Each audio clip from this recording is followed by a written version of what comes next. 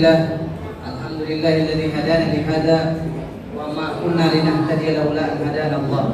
Asyhadu an la ilaha illallah wahdahu la syarika lah wa asyhadu anna Muhammadan 'abduhu wa rasuluhu wa safiyyuhu wa khaliluhu.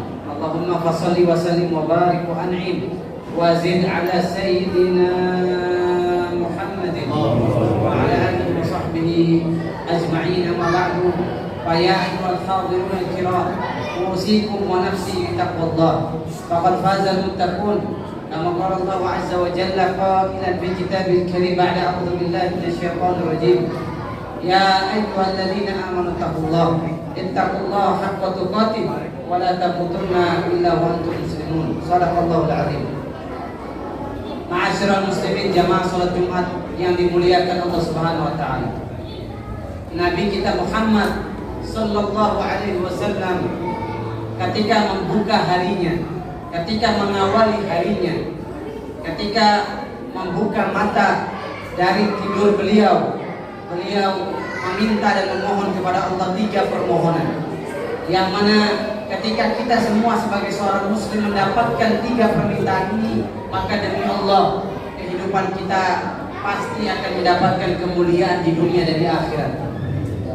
Ketika kita diijabah 3 permintaan ini, pasti jalan kita ke surga akan dimudahkan dan dilancarkan oleh Allah Azza wa Jalla. Apa yang Nabi minta, yang mana hadis ini diriwayatkan oleh Imam Ahmad Ibnu Hanbal. Nabi SAW idza shalla subha da'a. Rasulullah SAW kalau setelah salat subuh beliau meminta kepada Allah Azza wa Jalla 3 permintaan. Yang pertama adalah Allahumma inni as'aluka ilman nafi'a wa rizqan thayyiba wa amalan mutaqabbala. Ya Allah, saya minta kepada Engkau ilmu yang manfaat, rizki yang baik, dan amal yang diterima. Ilmu, rizki, amal yang diterima. Alangkah dahsyat dan luar biasanya doa ini kalau dipanjatkan setiap muslim setiap sholat subuh. Ilmu, bukan harta yang ada di otak, bukan jabatan yang ada di benak pikiran, bukan popularitas yang ada di dalam tujuan hidup seorang muslim, tapi ilmu yang bisa mengantarkan kita kepada takut kepada Allah Subhanahu wa taala.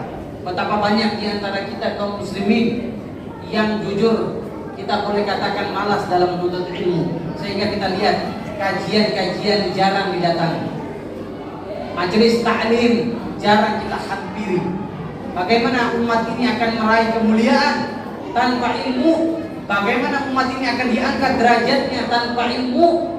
Sebagaimana Allah Subhanahu wa taala berfirman, yarfa'illahu alladziina aamanu minkum walladzina utul ilma darajat. Yang diangkat derajatnya oleh Allah Azza wa Jalla hanya orang beriman dan orang-orang yang menuntut ilmu. Ilmu apa? Ilmu agama, ilmu yang disampaikan Al-Quran, hadis sahih.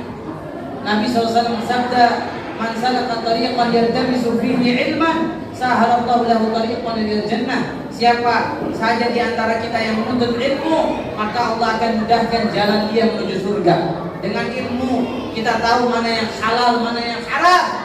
Dengan ilmu kita tahu bahwasanya azan adalah panggilan sholat, sehingga tidak boleh disamakan dengan gonggongan anjing. Dengan ilmu kita bisa tahu mana yang hak, mana yang batil. Dengan ilmu kita akan terarah perbuatan dan perkataan kita. Makanya kata Imam Al-Bukhari, beliau menulis satu bab di dalam kitab beliau, al-ilmu qabla al-qawli wal amal. Ilmu dulu, baru ngomong, baru berbuat. Fondasi amal seorang mukmin adalah ilmu.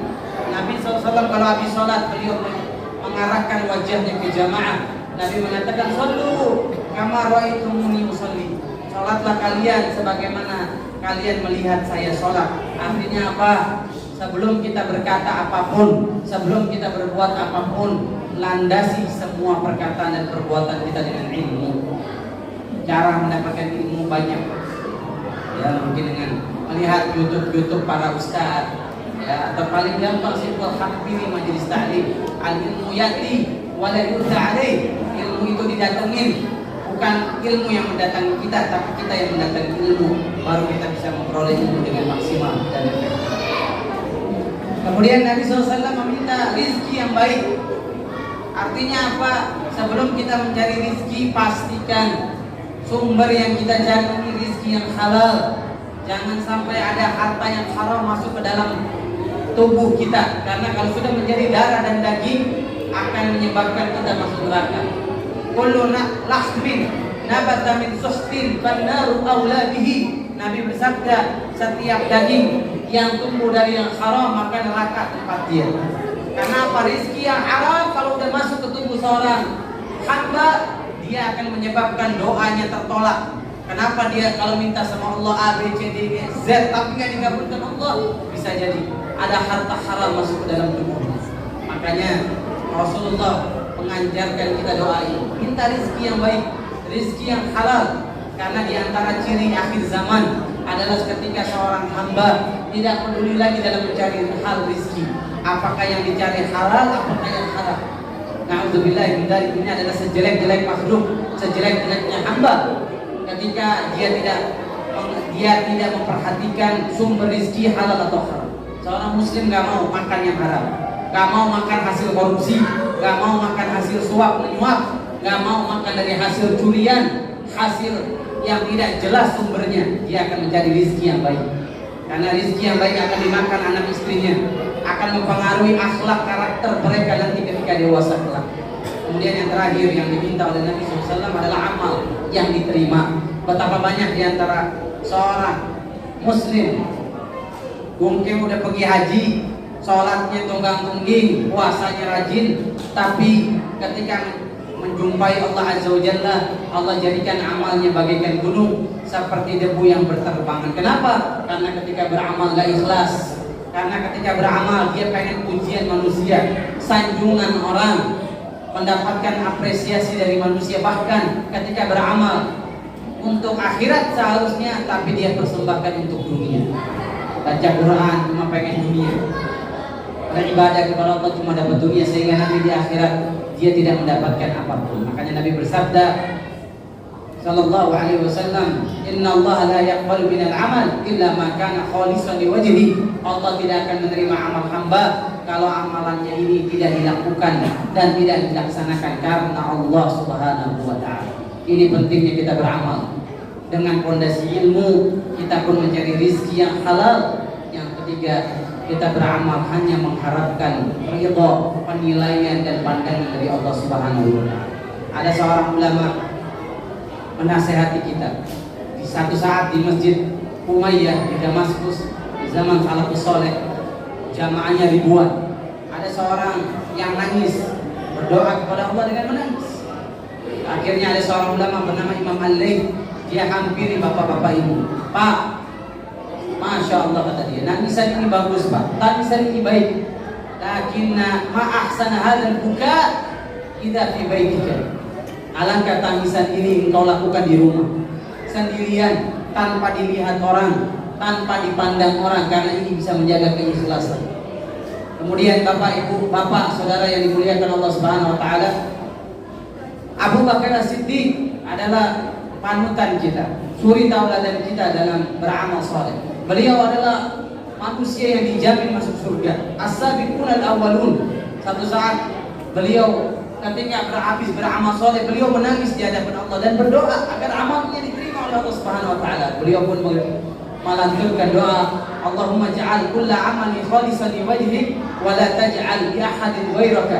Ya Allah, jadikan amal Abu Bakar amal yang diterima oleh-Mu ya Allah, dan jangan jadikan amal Abu Bakar buat seorang pun makhluk di muka bumi sekelas Abu Bakar yang dijamin masuk surga. Takut amalnya nggak diterima, bagaimana dengan kita yang belum ada kepastian dan jaminan masuk surga? Maka oleh sebab itu jamaah rahimakumullah, kita harus punya hati yang khawatir, hati yang takut amal kita tidak diterima oleh Allah Azza wa Jalla, sehingga kita meningkatkan kualitas amal ibadah kita dengan ilmu, dan juga jangan mengkonsumsi harta yang diharamkan oleh Allah Subhanahu wa taala. Karena sebanyak apapun amal kita, selama masih ada harta yang syubhat, harta haram, riba, ya masih minjem rentenir, bunga bank, maka na'udzubillah min dzalik wa dzaru ma baqiya min riba. Tinggalkan sisa-sisa riba yang pernah kita kerjakan dan kembalilah kepada Allah Subhanahu wa taala. Aqulu qawli hadza astaghfirullah li wa lakum wa lisairil muslimina wal muslimat fastaghfiruhu innahu huwal ghafurur rahim.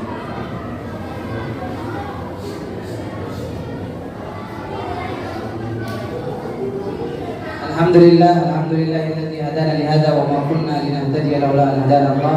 Asyhadu an la ilaha illallah wahdahu la syarika lahu wa asyhadu anna Muhammadan abduhu wa rasuluhu wa safiyuhu wa khaliluhu. Allahumma shalli ala sayyidina Muhammadin wa ala ali sayyidina Muhammadin. Amma ba'du, fa ya ayyuhal hadirun usikum wa nafsi bi taqwallah kama qala Allah azza wa jalla qala fi kitabil karim ba'da a'udzu billahi minasy syaithanir rajim. Ya ayyuhalladzina amanu taqullaha wa tanzur nafsum ma qaddamat lighad wa taqullaha innallaha khabirun bima ta'malun. Jamaah rahimakumullah, ilmu rizki amal. Ilmu rizki amal. Kaitan erat ilmu dengan rizki. Kalau mau rizki kita lancar, hampiri majelis taklim, hampiri tempat-tempat kita mendapatkan ilmu. Ada seorang kakak di zaman Nabi Muhammad sallallahu alaihi wasallam, dia mengeluh adiknya mencari ilmu sementara dia mencari nafkah. Adiknya lah yang disantunin, dinafkahi. Kemudian Nabi SAW bertanya kepada sang kakak, apakah kelancaran rizki kau dapatkan? Kakak ini pun menjawab, na'am ya Rasul. Betul Nabi, kalau proyek lancar, kalau dagang laku. Subhanallah, kata Nabi SAW, la'allaka turzaqu bih. Kelancaran rizki kamu gara-gara kamu menafkahi adik kamu belajar ilmu agama. Belajar ilmu agama dan memudahkan orang belajar ilmu agama, ini adalah satu pengantar rizki dari Allah Azza wa Jalla. Dilancarkan rizki oleh Allah Subhanahu wa Ta'ala. Maka jangan malas untuk memudahkan orang dapat fasilitas, dapat ilmu agama Allah, karena itu akan mengantarkan kita kepada kemudahan rizki Allah Subhanahu wa Ta'ala. Kira kita berdoa kepada Allah agar kita jadi muslim yang kualitas, bukan hanya kuantitas, tapi diombang-ambing. Kenapa? Karena nggak berilmu, dipimpin oleh pemimpin bodoh yang mereka berfatwa tanpa ilmu, akhirnya menyesatkan dirinya dan menyesatkan orang banyak. Jangan sampai kita memiliki pemimpin ruwaibidhah, belajar tidak mau tapi ngomongin agama so pinter sehingga menyesatkan banyak orang. Islam dibangun di atas dua fondasi kuat, yaitu Al-Quran dan hadis. Ketika orang tersesat, kita nggak akan tersesat ketika kita berpegangan kepada dua ini, Al-Quran dan hadis. Tariku hadhihi ummah ila 73 firqah kulluhum finnar illa wahidah. Nabi bersabda, umat Islam ini akan berpecah belah menjadi 73 golongan. Sudah diprediksi Nabi dan benar. Semuanya masuk neraka kata Nabi. Semuanya nggak akan selamat kata Nabi kecuali satu. Siapa dia? Yang selamat al-jamaah. Siapa itu al-jamaah? Ahlus sunnah wal jamaah. Siapa mereka? Nabi SAW menjelaskan, maka alayya al-yawm wa ashabi, mereka yang berpedoman kepada sunnahku dan sunnah para sahabat Nabi Muhammad sallallahu alaihi wasallam. Jadi kalau ada yang benci sahabat Nabi, dia bukan ahlu sunnah wal jamaah. Kalau ada yang memerangi sahabat Nabi, dia bukan ahlu sunnah wal jamaah. Siapa ahlu sunnah wal jamaah? Al-Quran, hadis, dan mencintai para sahabat Nabi Muhammad sallallahu alaihi wasallam. Mudah-mudahan kita semua ada di barisan ahlu sunnah wal jamaah yang berkomitmen menuntut ilmu, bukan sekedar jargon ahlu sunnah, tapi kamu belajar ilmu agama. Tapi demi Allah, di sisa-sisa umur kita berjanji sama Allah akan mempelajari ilmu Allah dan Rasulullah, sehingga kita dimuliakan kehidupan kita di dunia dan di akhirat, menjadi umat Islam yang bersatu. Umat Islam yang bersatu bukan di atas organisasi, bukan berdasarkan hawa nafsu kelompok, tapi kita bersatu di atas Al-Quran dan hadis Nabi kita Muhammad sallallahu alaihi wasallam. Kita berdoa, walaupun nanti di sisa-sisa umur kita nggak mampu dan belum bisa melaksanakan, bisa dilanjutkan oleh anak keturunan kita menjadi alim ulama, hafiz Quran yang meneruskan perjuangan dakwah Nabi kita Muhammad sallallahu alaihi wasallam. Allahumma inna nas'aluka ilman nafi'a wa rizqan thayyiba wa amalan mutaqabbala. Yang hadir pada kesempatan Jumat ini diberikan ilmu yang manfaat, rezeki yang banyak, berkah, dan juga amalnya semua pada diterima oleh Allah Subhanahu wa taala. Innallaha wa malaikatahu yusholluna 'alan nabi ya ayyuhalladzina amanu shallu 'alaihi wa sallimu taslima. Allahumma ighfir lil muslimina wal muslimat wal mu'minina wal mu'minat al ahya'u minhum wal amwat innaka samii'un qaribun mujibud da'watil hajat. Ya qadiyal hajat afriq 'alaina sabra wa tabbit aqdamana wansurna 'alal qawmil kafirin. Allahumma inna nas'aluka ilman nafi'a ورزقا طيبا وعملا متقبلا. ربنا لا تزغ قلوبنا بعد إذ هديتنا وهب لنا من لدنك رحمة إنك أنت الوهاب اللهم عافنا في أبداننا، اللهم عافنا في أسماعنا، اللهم عافنا في أبصارنا، اللهم عافنا في أبداننا. لا إله إلا أنت. اللهم إنا نسألك العفو والعافية في الدنيا والآخرة. اللهم إنا نسألك العفو والعافية في ديننا ودنيانا وآخرتنا. اللهم أصلح لنا شأننا كله ولا تكلنا إلى أنفسنا طرفة عين. ربنا آتنا في الدنيا حسنة وفي الآخرة حسنة وقنا عذاب النار والحمد لله. عباد الله، إن الله يأمركم بالعدل والإحسان وإيتاء ذي القربى وينهى عن الفحشاء والمنكر والبغي يعظكم لعلكم تذكرون ولذكر الله أكبر. أقم الصلاة.